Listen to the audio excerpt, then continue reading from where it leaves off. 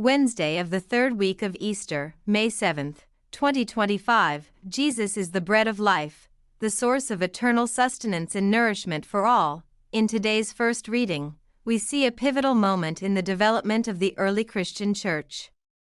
Following the martyrdom of Stephen, a great persecution broke out against the believers in Jerusalem, causing many of them to scatter throughout the regions of Judea and Samaria.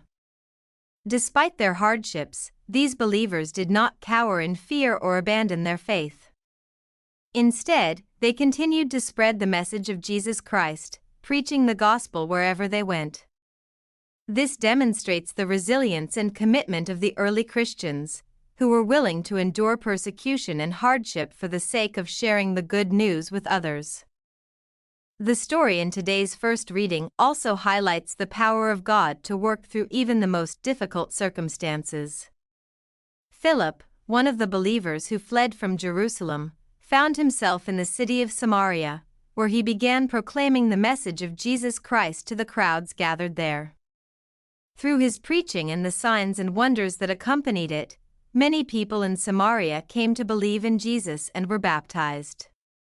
This serves as a reminder that God is always at work, even in times of persecution and hardship, and that nothing can hinder the spread of his message. In today's gospel, Jesus declares himself to be the bread of life, the source of eternal sustenance and nourishment for all who believe in him.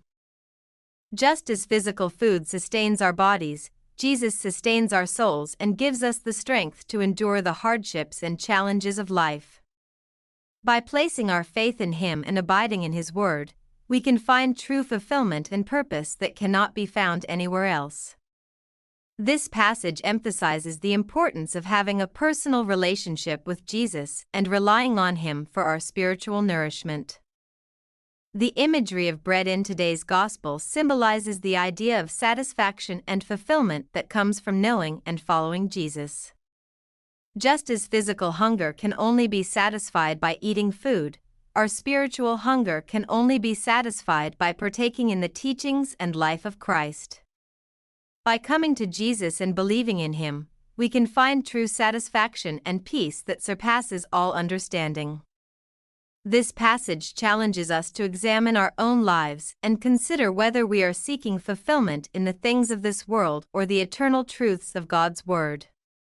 Today's readings emphasize the importance of spreading the message of Jesus Christ and making disciples of all nations. The early Christians in Acts were willing to face persecution and hardship in order to share the gospel with others, while Jesus himself emphasized the importance of believing in him and abiding in his word. As followers of Christ, we are called to be witnesses to his love and grace, sharing the good news with those around us and making disciples of all nations. This requires courage, commitment, and a deep faith in the transformative power of Jesus Christ. In conclusion, today's readings offer valuable insights into the early Christian church and the teachings of Jesus Christ. They remind us of the resilience and commitment of the early Christians in the face of persecution and the importance of placing our faith in Jesus as the bread of life. By spreading the message of Jesus Christ and making disciples of all nations, we can continue the work begun by the early believers and bring the light of Christ to a world in need of hope and salvation. Let us strive to abide in Jesus' word, share his message with others, and find true satisfaction and fulfillment in him alone. May God bless you all.